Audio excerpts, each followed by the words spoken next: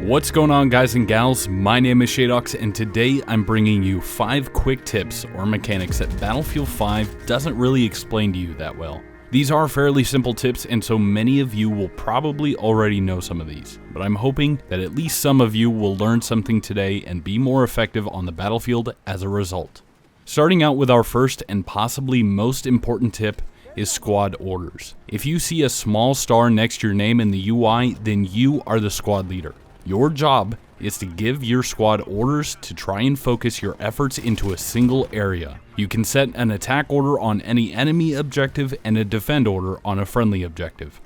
To set your orders, you have 2 options. You can either bring up the comm rows, select the bottommost option and select a flag from there, or you can simply aim at the objective marker and hit the spot button. If you are unable to give orders by spotting this way, then you need to turn on contextual based orders in the menu here.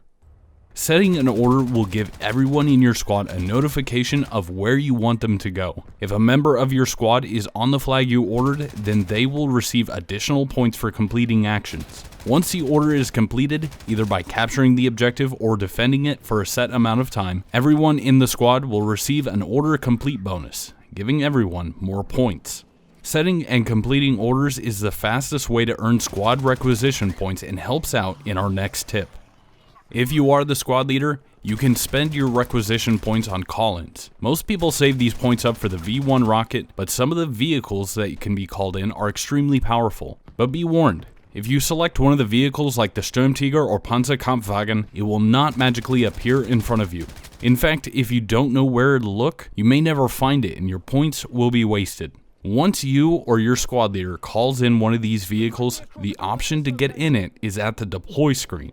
Over your headquarters or where you first spawn in during a match, you will see a golden symbol right next to where the standard vehicle or airplane option is. A member of your squad must spawn in the vehicle from here in order for the tank to be placed on the map. If nobody from your squad spawns in fast enough, then the option will disappear and you will not receive a refund on your squad points. Make sure that one of your squad mates is ready at the deploy screen when you choose this reinforcement, or you can take it upon yourself to redeploy after calling it in to make sure that you can put it to good use. But once your vehicle is spawned in, how do you keep it alive? Tip number 3. Supports can repair friendly vehicles anywhere and anytime. Simply get close to a friendly tank and press the button to bring out the toolbox. This is T on PC or down on the D-pad by default. If you are close enough, then your hammer will be switched out for a blowtorch. Simply hold down the trigger pointed at a vehicle to begin repairing it. You can even repair disabled parts on a tank by aiming for the specific spots. If the track is blown off, for instance, then you can aim your blowtorch at the track wheels to repair it. It can be finicky at times, but you will be helping out your team, earning points, and the tank you are repairing will have its survival chance dramatically increased. Keeping on the topic of vehicles, you probably have seen or driven vehicles with AA cannons or stationary guns behind them. Tip number 4. You can hitch and unhitch gun emplacements with most vehicles by backing them up and pressing T or down on the D-pad, just like bringing out your toolbox. Once hitched up, you can keep it with you as long as you want. A tank with an AA gun behind it is a good way to protect yourself from enemy aircraft, or you can drive it to a specific location and press T again to unhitch the gun. You can set up a Pak-40 looking down a road that tanks typically drive on, or set up an AA gun near an objective to protect your infantry from bombers. Reinforcing objectives with stationary weapons is required for a few medals, so if you didn't know how to earn these, now you do.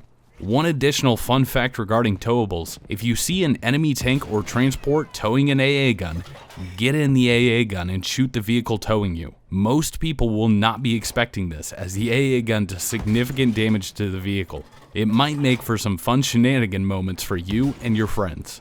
Lastly, after following all of these tips, you will be unlocking new specializations and cosmetics left and right. At any point, either during a match or in between rounds, you can click the Customize button at the bottom left-hand corner of the deploy screen and change anything you want: your class, weapon, cosmetics, appearance, and more. You can choose new specializations, reset your weapons, change out weapons and gadgets, and more. Use this to adapt to your situation or to utilize stuff that you just unlocked. To change something about vehicles, unfortunately, there has to be a vehicle available for you to spawn in first. Once you select the tank, then click the Customize button in the bottom left-hand corner before deploying. Here you can change the specializations, skins, or replace the vehicle altogether. Hopefully, this will be changed soon to how it was implemented in BF1, where you could change the variant of the vehicle at any time. Well, these are 5 tips that Battlefield didn't really explain that well. I hope that you found these helpful. My name is Shadox, and I hope to see you on the battlefield.